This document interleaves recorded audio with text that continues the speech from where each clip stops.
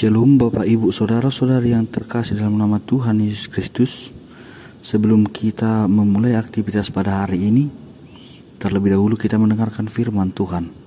Kita bersatu di dalam doa. Damai sejahtera Allah yang melampaui segala akal, itulah kiranya memelihara hati dan pikiranmu dalam Kristus Yesus Tuhan. Amin. Firman Tuhan untuk kita pada pagi hari ini diambil dari Efesus 6 ayat 4. Demikian firman Tuhan, dan kamu bapak-bapak, janganlah bangkitkan amarah di dalam hati anak-anakmu, tetapi didiklah mereka di dalam ajaran dan nasihat Tuhan. Demikian firman Tuhan. Didiklah anak-anak di dalam ajaran dan nasihat dari Tuhan. Itulah firman Tuhan pada kita pada hari ini, di mana pada masa itu jemaat Efesus yang telah ditinggalkan oleh Paulus telah melakukan sebuah kesalahan, di mana mereka beralih dari yang semula menyembah Tuhan. Mereka menyembah dewa-dewa, ilah-ilah yang ada di tempat itu.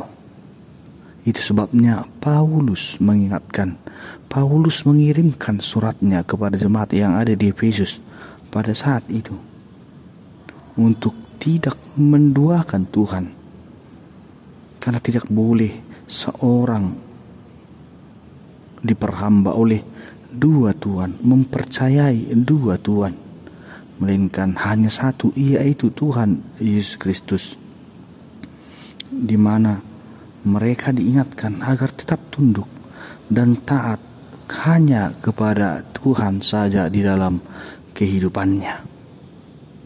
Melalui surat yang disampaikan oleh Paulus, ajaran yang disampaikan kepada Paulus, dia mengingatkan agar terlebih dahulu mereka menunjukkan hal itu. Mereka membuat hal itu dari dalam keluarga mereka masing-masing. Keluarga mereka adalah tempat yang paling terdekat di dalam kehidupan mereka.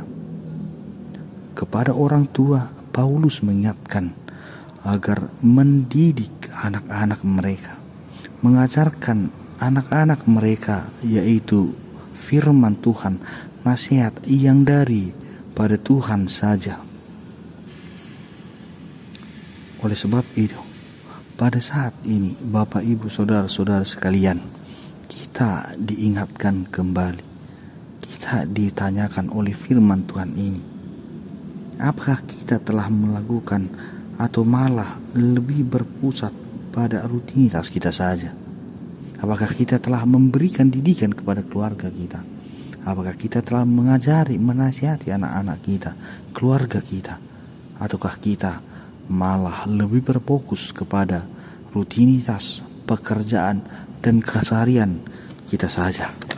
Melalui firman Tuhan saat ini kita diingatkan kembali, orang tua adalah pemimpin dan sahabat bagi anak-anaknya, di mana pemimpin kita harus mendidik, mengajari anak-anak keluarga kita di dalam takut akan Tuhan melalui firman Tuhan di dalam kehidupannya.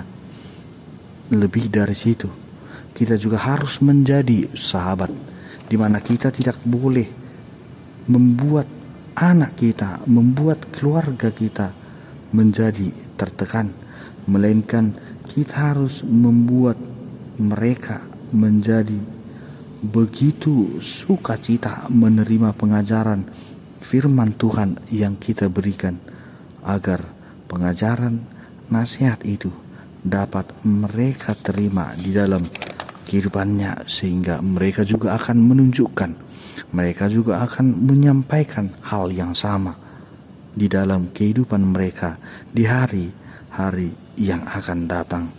Dan ajar serta didiklah mereka dengan didikan yang berasal daripada Tuhan, yaitu firman Tuhan.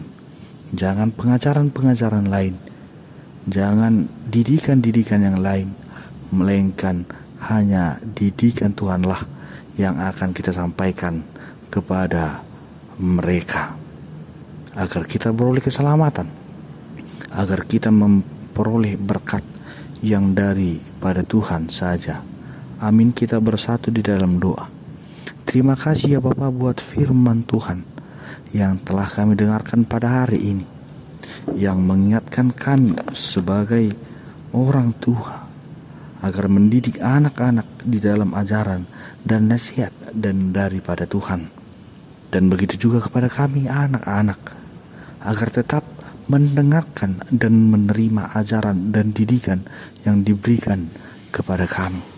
Untuk itu ya Bapa, kuatkan kami, berikan hikmat yang daripadamu kepada kami, agar sebagai orang tua dapat mendidik dan mengajar anak-anaknya, dan sebagai anak dapat menerima ajaran dan didikan dari orang tua mereka.